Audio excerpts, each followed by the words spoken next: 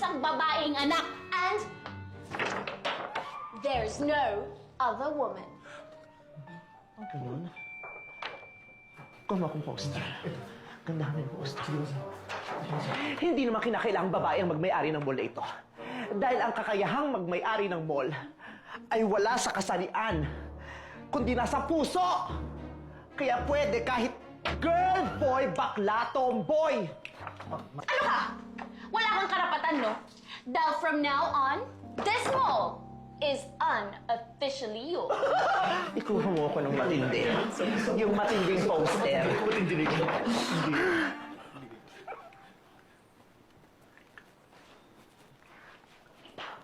Ano sinasabi mo?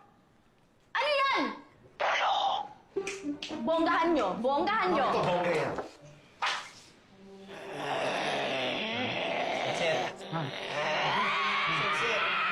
Set, anong nangyayari sa'yo? The possessed. Nagkakaganyan. Magmulang dumating ka galing Australia, ganyan ka na sa akin. Ano ka ba? Yan. Ano ko tayo sisingin? Kaya mo yan, kaya mo yan.